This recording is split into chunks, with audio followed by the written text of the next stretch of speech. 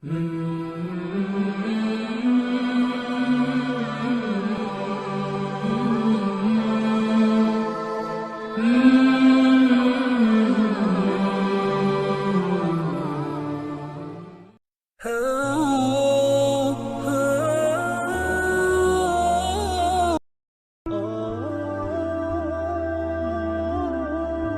বন্ধু, তোর মন খারাপ কে লাগি?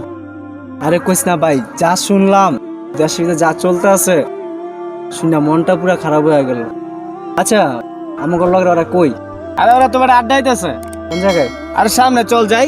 চল যাই, হ্যানে যাই আয়। কমুনি। কি রে বেটা, কি অবস্থা বেটা? কাবলি বানাইছে বেটা, এই ভাই কি না 1500?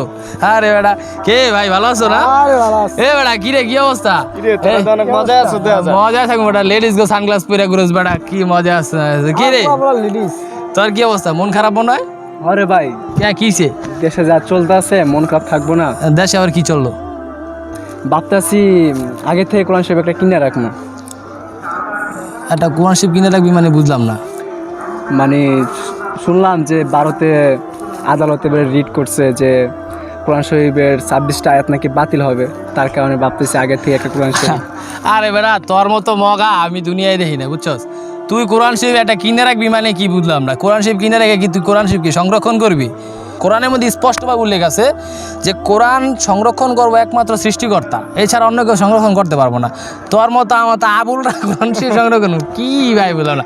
এর লেগে মন খারাপ করে বেরোয়েছে। তার হন, ভারত একটা হিন্দুস্তানের কাজ কি?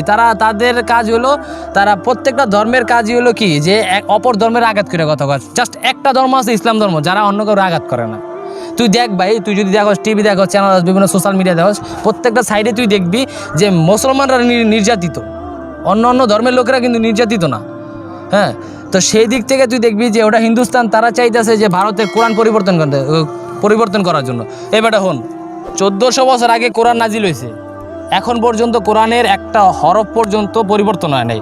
আর বিভিন্ন ধরনের বিভিন্ন কিতাব আছে, যে কিতাবগুলা কি দুদিন পর পর পরিবর্তন হয়। হ্যাঁ, কে তোরা জানোস না এই পরিবর্তন জয়? কিন্তু তুই একটা জিনিস খেয়াল করে দেখ ভাই, কোরআন কিন্তু পরিবর্তন হইব না, কারণ কোরআন হলো কি সত্যের একটা কিতাব। হ্যাঁ, আর কোরআন কি এ বেড়া, এই যে কোরআনের কথা কস বেটা, কোরআন সংরক্ষণ তুই কি করবি? এটা তো সৃষ্টিকর্তা নিজেই সংরক্ষণ করে লৌহে মাহফুজে রেখে দিছে।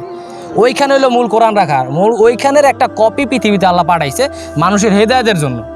হ্যাঁ, এখন এই যে ভারত সরকার, হিন্দুস্তান যারা, ঠিক আছে, হিন্দুস্তান যারা, এরা চাই এরকম বিধর্মীর আঘাত করে কথা কওয়া, বিভিন্ন রকম কাজ করা।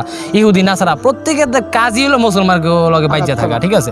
মুসলমানরা কি দেখ ভাই, তুই যদি একটা মুসলমানের দেখবি, একটা মুসলমানের যদি একটা থাবরও দেয়, মুসলমানরা কিন্তু কথা বলে না, কারণ তাদেরকে আমাদের শেষ নবী বলে গেছে তোমরা কাউকে আঘাত দিয়ে কথা বলবা না, ঠিক আছে? যার জন্য মনে কর এরা বিভিন্ন রকমের কাজ করে। হ্যাঁ, এই জন্য আমরা তাদের এটা নিয়ে কষ্ট পেয়ে কিছু কোনো লাভ নাই। তুমি যদি সূরা ফিলের দিকে তাকাও, তাহলে কিন্তু কাবাগর রক্ষার ঘটনাটা তুমি জানতে পারবো যদি কোরআন পড়ে থাকো। কারণ কাবাগর রক্ষা করছে কে? আবাবিল পাখি। এই আবাবিল পাখি, আল্লাহ তাআলা তাদের আবাবিল পাখি সৃষ্টি করে পৃথিবীতে পাঠাইছে কাবাগর রক্ষা করার জন্য। আর সেই দিক থেকে দেখো, আর আমরা মানব জাতিরা এখন কোরআনের 26টা আয়াত রিড করছে, আমরা কিছুই করতে পারি না, কিছু করতেও পারবো না। কি কেন করতে পারবো না জানো? কারণ আমাদের উপরে দায় দায়িত্ব না, দায় দায়িত্ব যার কিতাব তার কাছে দায় দায়িত্ব, সেই রক্ষা করবো কোরআন, ঠিক আছে? কি করা যায় এখন ওটা না তোমার টেনশন করে লাভ নেই, কারণ ওই যে কোরআন চেঞ্জ, ওই যে 26টা আয়াত ভারত সরকারের টোটাল পৃথিবী এক হয়ে গেল, 26টা আয়াত চেঞ্জ করতে পারবো না, ঠিক আছে? ওটা নিয়ে তোমার টেনশন করে লাভ নেই, ঠিক আছে? কারণ কোরআন এমন একটা জিনিস, তুমি যদি হাফেজগুলোর কাছে যাও, তাদের মাথায় একটা কোরআন, তারাই বলে দিব, তারাই বলে দিব যে কোনটা সঠিক কোরআন, কোনটা ব্যাঠিক কোরআন, ঠিক আছে? ওটা নিয়ে তোমার টেনশন করে লাভ নেই, মন খারাপ করে লাভ নেই, জাস্ট তোর বেটা বাদ দে। যাক বাদ দে। এই তোর কি অবস্থা? একেবারে এই কিনছো, এই বেটা লেডিস সানগ্লাস কই পাইছিস বেটা? এই বেটা এটা কিনছে কিছু গছ নেই? আরে বেটা আমি কিনছি না, এটা গার্লফ্রেন্ড আমার দিছে বেটা। ও তো গার্লফ্রেন্ডের সানগ্লাস তোরা ইনসান সারা বেটা কোন কথাই বলছ না। লেডিস তো লেডিস সানগ্লাস তো হালা লেডিস নি আওয়া হালা চুপ তোমার লগে দেয় কোন রে বেটা? গার্লফ্রেন্ড মার্কেটে কিনে। আচ্ছা ঠিক আছে বন্ধু, মন খারাপ করিস না, বুঝছো? তোর টেনশন করে লাভ নেই, মন খারাপ করিস না। আর ওই হন বেড়ায়, যদি পারস সত্যের পথে থাকিস, কখনো মিথ্যার পথে যোগদান করিস না, ঠিক আছে বন্ধু? যা চল বন্ধু আয়। ও বেড়া লেডিস মিলিস আছে একটা চান্স, যা বাদ দে।